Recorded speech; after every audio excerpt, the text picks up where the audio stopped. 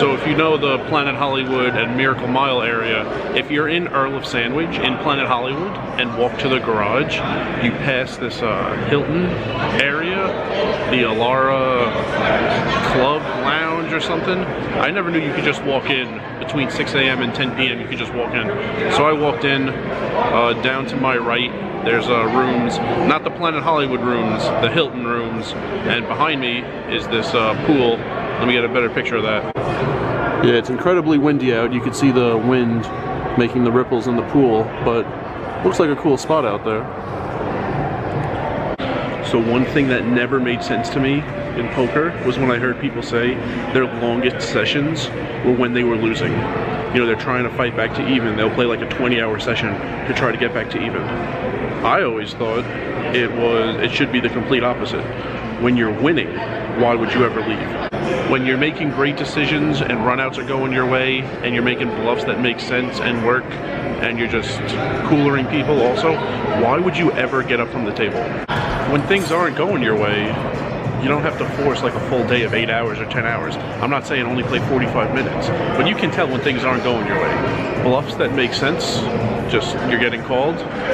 When you get all in with, you know, 2-pair, guy has better 2-pair, things like that. You can sense when things are going your way and when they're not. When they're not, no reason to force it. You'll make up those hours when things are going your way nonstop and you don't leave the table. So as I was putting this video together, it was on my list of ideas for a couple weeks. I happened to see on Twitter, Phil Galfond put a list of 10 things that would make your poker career unsuccessful. Number 6 was this: quit early when winning to book a win, play long sessions when losing to get unstuck. And this is exactly what I thought never made any sense. It should be the opposite.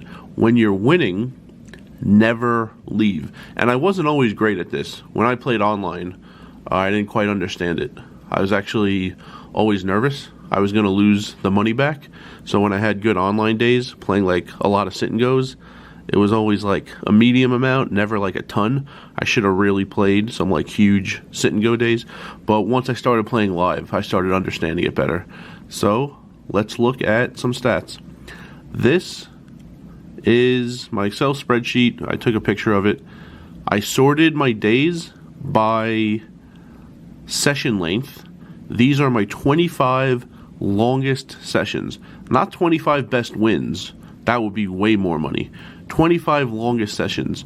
When things are going well, I stay until I can't possibly stay awake, or the room goes dark, or I need to check out of a hotel or something. I stay as long as I can. 21 out of 25 days are winners. I think there are 8 days I won over $1,000, and that top row I won over $2,600. Still, as early as it was in my poker life, that's still my best day by far. In a 1-2 game with $6 rake and $2 going to the bad beat, which I never hit. So basically $8 in rake. And if you want to know the averages, I included those also. 25 longest sessions of my life, the average profit, including those 4 losses, $635, and I don't leave. 18 hours and 32 minutes is the average length, not the high, not the top quartile, the average length of these 25 sessions. These 25 sessions are about 5% of my poker time in casinos. I've played about 10,400 hours. This is about 5% of that, and it makes up about 11% of all the money I've ever made playing poker in casinos. I wouldn't be doing what I'm doing without maximizing the days that have gone well.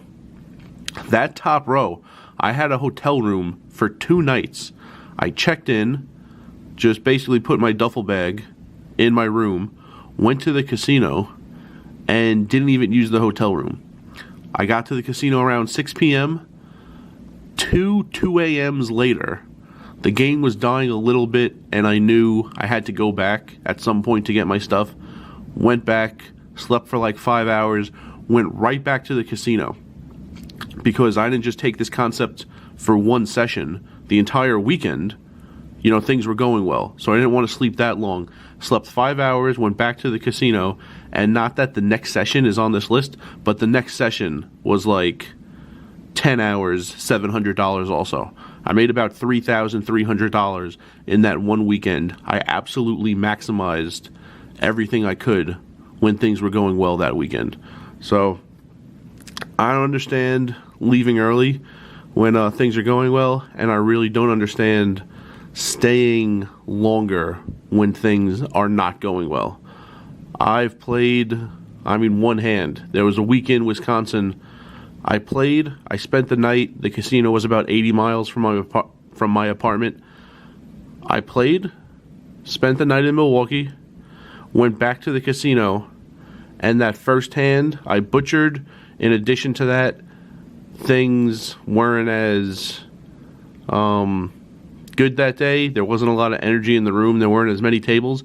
I played that one hand, played it very badly, lost all in from way behind, and drove back. I spent the night in Milwaukee because I was supposed to play 2 full days of poker. I played the first day, spent the night, and then that second day I only played one hand and went back. There's no need, that was a little extreme, but there's no need to force things when things are going poorly. You should be forcing things when things are going great. I have 25 sessions making up about 11% of all the money I've ever made in poker, and you really need to be maximizing when things are going well.